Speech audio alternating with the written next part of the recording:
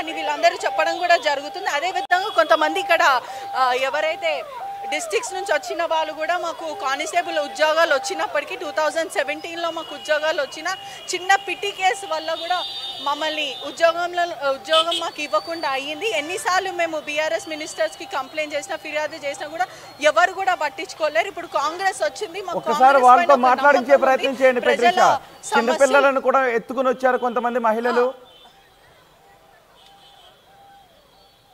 మాట్లాడే ప్రయత్నం చేస్తాను. అమ్మ, మీ సమస్య ఏందమ్మా? మా సమస్య, మాకు ఇల్లు లేదు. కొడుకులు, ఒక కొడుకు తీరిపోయిండు, ఒక కొడుకు తొరిలేసిండు. నాకు గతి ఒంటరి బతికి. నాకు ఏదన్నా గీవు కావాలమ్మా, గీవు కావాలి. మీ సమస్య? Ma'am, I don't know Telugu. We are here been since last 30 to 35 years. By paying a rent 13 to 14,000, we are fed up of paying 13 to 14,000. We do not have a house. We do not even got a support from the government. So I think we are hoping that we will get the house. మరికొంతమందితో మాట్లాడే ప్రయత్నం చేస్తాను. మాకైతే ఇల్లు లేదు. గత 35 సంవత్సరాల నుంచి ఇక్కడనే ఉంటున్నాం, కానీ మాకు ఎలాంటి ఆదాయం లేదు అని కూడా వీళ్ళు చెప్పడం కూడా జరుగుతుంది. మరికొంతమందితో మాట్లాడే ప్రయత్నం అయితే చేస్తాను.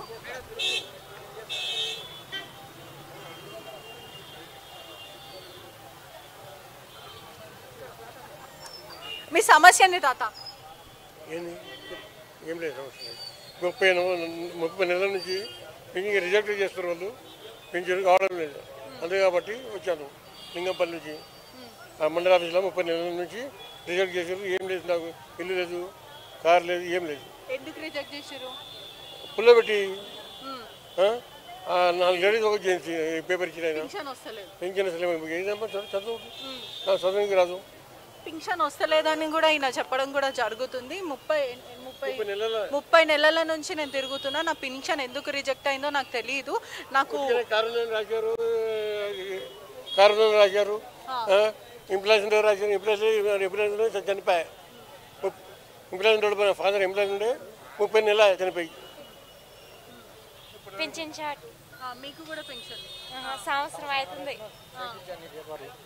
ఇచ్చి, మండల్లో ఇచ్చి కేసీఆర్ బంధు పెట్టిండు అన్నారు, ఇవ్వలేరు. ఇప్పుడు కొత్త ప్రభుత్వం వచ్చింది కదా, ఇక్కడికి వచ్చినాం, దునియాతో వస్తుంటారు కాబట్టి మేము కూడా వస్తున్నాం.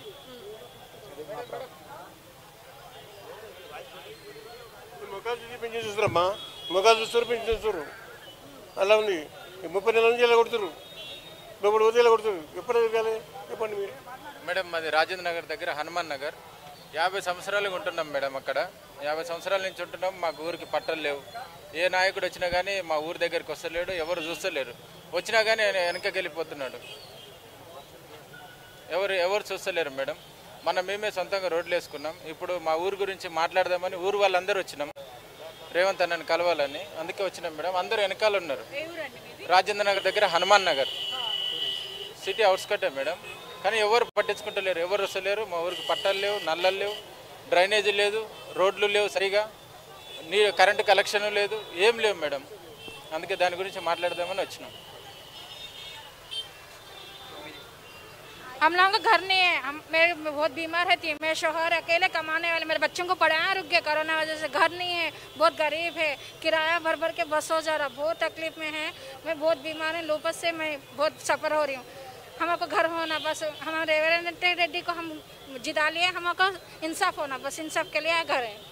అమ్మ మాకు నా భర్త చనిపోయి 4 సంవత్సరాలు అయింది సారు. రేవంత్ రెడ్డి సార్కు నమస్కారం చేసుకుంటున్నాం మేము. మా ఆయన చనిపోయి 4 సంవత్సరాలు ఇంతవరకు పింఛన్ లేదు, ఇల్లు లేదు, ఏం లేదు. ఆయన మాకు సాయం చేస్తాడని మనస్ఫూర్తిగా ఆయనకు మేము గెలిపించుకున్నాము. లేదమ్మా, 4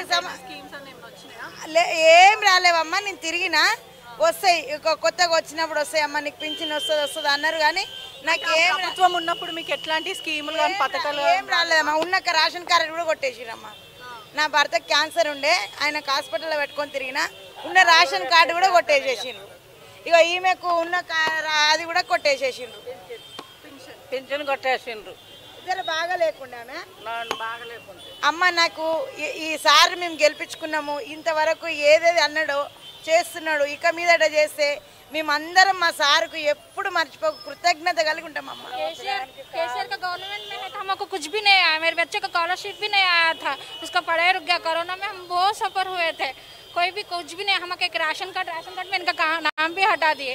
हम दोनों का अच्छा रहा राशन कार्ड में भी, पहले का कुछ भी अच्छा नहीं था गवर्नमेंट। अब तो भी रेवंत रेड्डी साहब ने हम जिताए, हमको इंसाफ करते बोल के भरोसा से है हमला।